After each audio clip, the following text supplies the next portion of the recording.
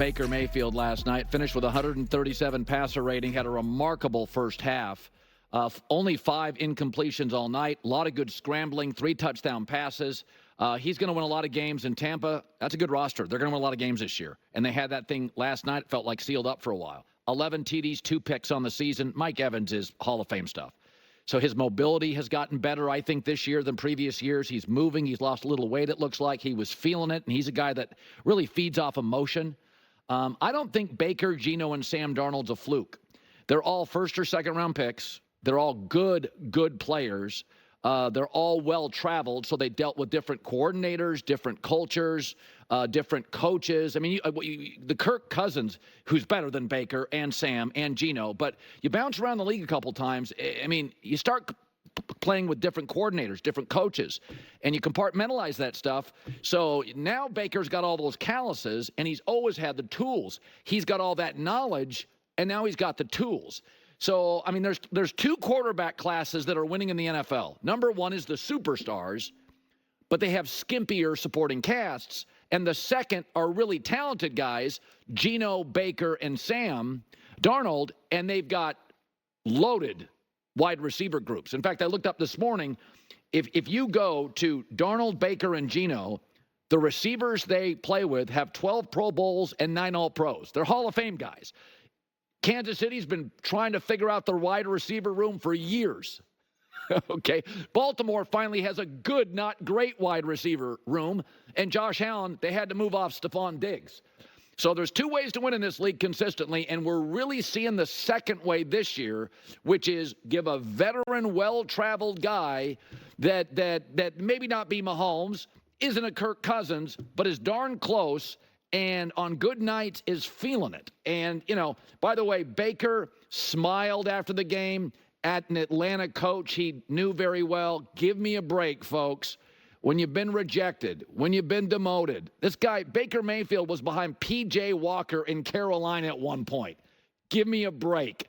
Baker has earned the right to hug a coach, tell him, man, love you, man. You're one of the best guys I've ever worked with. I don't want to hear that bothers you. Here's Baker after. Why did that bother people? All I care about is wins. That's it. So got to find a way to finish that game out on offense. Have to make the plays when they're there, and then in the second half, just got to take care of the football and then got to finish on offense. Listen, I was hard on Baker to begin with. I totally supported Tampa. I said, you got to sign him. He's earned it. And the only reason we're not leading our show with Baker is because Kirk Cousins had one of the greatest standalone games in league history. So Baker was really good, and whatever it is, I don't know what it is, Pilates, I don't know. He feels more mobile to me the last couple of years than he was previously. Maybe he's just finally healthy. He got dinged up in Cleveland. Maybe he's finally healthy, but Baker's slinging it, Geno's slinging it, Darnold's slinging it, and they're all going to win a lot of games this year. J-Mac with the news. Okay, so he didn't really talk about this because you see the question, what's Bucs ceiling with Baker? And he's kind of talked about this previously, that he doesn't think Super Bowl is the ceiling. And Super Baker, Tampa Bay Bucs fan, subscriber, friend of the show, Zanyax, however you say his name, I will still never know how to say his name. You know, he said, well, listen, it's not always about winning Super Bowls. So that's not for all teams, though. It's to win games and be relevant. And that's an interesting thing to me. I disagree with that. I think for some teams, some franchises, sure.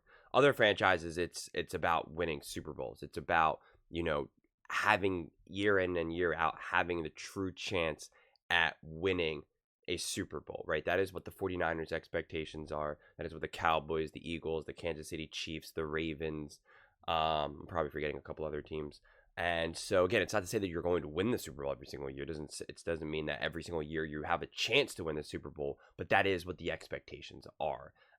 Any of those teams, if they just keep winning 11, 12 games, making the playoffs and winning a playoff game or two, but don't win a Super Bowl, those coaches will get fired. The GM will get fired. The quarterback, they will move on from him, right? Like that is what the expectations are. So it is interesting because I'm curious.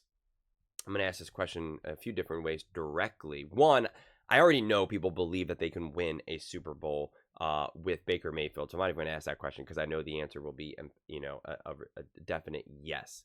My other question is Do you agree with that statement? Are you happy if the Bucs over the next 3 years don't win a Super Bowl, but they kind of have some exciting games like this?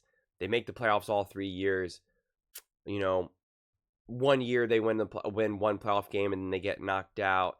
The next 2 years they win a playoff game. Let's say in the next 3 years they make one NFC championship game, but they lose. They get beat good, and it's obvious that the 49ers just, demolish them or just beat them really convincingly, or the 49ers or the Eagles or the Cowboys or whoever, right? Like, would you say that that was a successful last 3 years, right? Would you be happy with that? Because like I said, I know the Cowboys would not be, or at least they shouldn't be. The 49ers would not be. The Eagles would not be. The Chiefs certainly would not be. The Ravens would not be. The Bills would not be. So that's honestly what I'm trying to get at. Would you be okay with that? And if you're not, who are you blaming then? Are you blaming Baker? Are you blaming the run game, the wide receivers, the defense? Like, where would the blame lie? Because you obviously can win games with Baker Mayfield, and especially if you're going to be getting him for $33 million a year for the next 3 years, $100 million. Like, you have the ability to build a legitimate team and can actually do some work, do some damage. So then again, it's like, where would the blame lie? Would you be able to rely on Baker Mayfield to throw the ball 60 times for 500 yards to win a game? Would you feel comfortable ever doing that? I mean, I'm not a fan of doing that no matter who your quarterback is, but if you ever needed Baker to do that in a big moment, could you? So this is, Baker Mayfield, I think, is such an interesting quarterback because he's so divisive. People absolutely love him and truly think he's a top 5 quarterback, or they think he's awful and a bottom quarterback. I'm with Colin. I think he's a B quarterback. I think he has his moments. I think he's a fun quarterback to have for your team. I think he can absolutely win you games. He obviously cares a lot. So from a fan perspective, you like to have that. You love to have that. You want that to be your guy. I do think that there is some limitations, but he does look great. He's very confident. And I don't even just mean confidence in the traditional sense. I just mean like he's a confident thrower of the ball, right? He knows where he wants to go. He doesn't second guess himself. He's willing to kind of put it all out there. He does look really, really mobile, which has definitely really been emphasized this year and has added a layer to his game that I think has really benefited him. I think it's tough because your margin of errors here, as we can see, are so small, right? The Bucs had every opportunity to win this game, but a few missed opportunities here, a few missed opportunities there, a few gifts given to them, right, by Kirk Cousins, by missed field goals, right, but drop passes, and they're not able to capitalize. And you could say the same thing for the Falcons as well, but it just shows you how small of the margin of error is. It was literally 1 second, right? Like, if they don't get that within 1 second, game's over. Bucs win. So it's so small. But there was a few missed throws by Baker, a missed touchdown throw, almost interception. And when the margin of error is that small, it's not to say that other quarterbacks don't make those mistakes as well, but it's just one of those things where you have to figure out, when those mistakes do happen, are you in a position to overcome them, right? Can you come back and win with, tie the game up with 1 second to go? So this is definitely, a crazy game, because I'm watching that game and it's like I'm going back and forth. I always try to figure out, who do I think is the better team in this moment, right? I'm not saying overarching. I'm just saying in this moment. I'm watching the game and I just think, like, who looks better, right? And I do it in the very beginning with the first few drives. I think to myself, who deserves to win this game? Who is playing better? Who looks like the better team? Not focusing on anything that happened in weeks past, not focusing on what I think will happen in the future. Who is playing better football and why? Are they just playing better football? Is the other team just not playing as good right now? What is the actual fundamental reason? And you're watching this game, and since both teams are just kind of scoring pretty easy, I'm looking at it and I go, okay, the Bucs seem to have more life to them, more energy, more excitement. Although both teams are scoring, it just seems like the Bucs are playing with more confidence. They're on the road, right? You have the field goal kicker missing field goals, back-to-back field goals, even though one of them was obviously a flag, but like still very rare to just miss like that. There was just I wouldn't say that the Falcons felt comfortable. Kirk Cousins felt comfortable, but it was something was still just slightly amiss, and it was like, okay, the Bucs can win this game, and especially when you see the Falcons making some mistakes, some drop passes. There's moments where you're just like, what are the Falcons doing, right? And then you look at the Bucs not making those mistakes, and you're like, yeah, man, the Bucs feel a little bit more, tightened up, a little buttoned up, where they're a little bit more organized, a little bit more prepared for the moment. And then the roles reversed, right? And then it was like the Falcons were really ready for that moment, and the Bucs weren't. You have a few bad throws from Baker. You have the fumble, right? You have those moments, and you weren't able to close it out, which is essentially what Baker said himself, right? Like they were not able to execute down the stretch, and ultimately that's why the Buccaneers lost. So it's just sometimes those things are going to happen. You're not going to be able to play flawless football start to finish. I think the fact that you can put up 30 points and have Baker only go 19 for 24, 180 yards, 3 touchdowns means that was obviously a highly efficient game.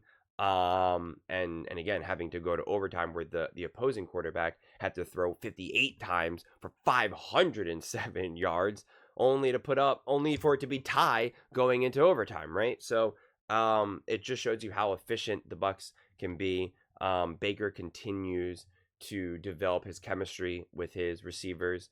It's just, I'm curious what the Buccaneers would need to do to get over this hump of them being able to be consistently an NFC contender, championship game contender, right? For people to say, if the Bucs don't make it to the NFC Championship game, but if the Bucs don't get to a Super Bowl, then this is a disappointing year. Like that's what I'm also curious to figure out. What needs to happen, right? An upgrade on defense, upgrade in coaching, coordinators, upgrade at quarterback, receiver. Like what is the answer, right? Because the team has life to it.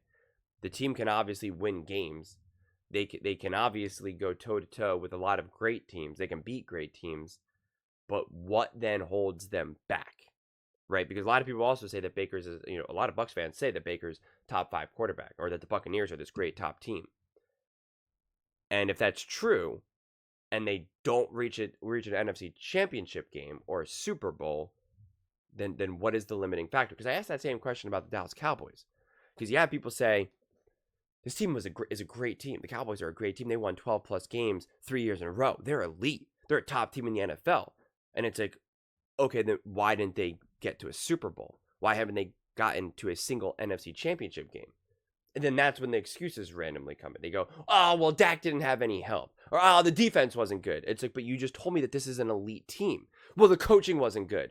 But the coaching was obviously good during those seasons when they were winning 12 plus games. So then what is the problem? Mike McCarthy is the head coach of those 12-win seasons. Jerry Jones built a team that was able to win 12 plus wins. So what is the limiting factor? Dak Prescott's the best quarterback. He's a top 3 quarterback. Okay, then why is he not going farther in the playoffs with his 12 plus win team? Right? So that's what I always try to get to. What is the problem then? Because everyone just kind of jumps around. Your team is either good enough to be considered a top team, and if that's the case, then why aren't you winning the playoffs? Or it's not. So that is really the question that I ask Buccaneers fans and Baker fans. If this team is as great as Buccaneer fans hope it to be, and I'm not saying it is or it isn't, so don't jump on me saying that I'm hating on the Buccaneers, because I haven't said one single negative thing about Baker or the Bucs this entire segment. But my question is what then would hold them back? And don't say injuries.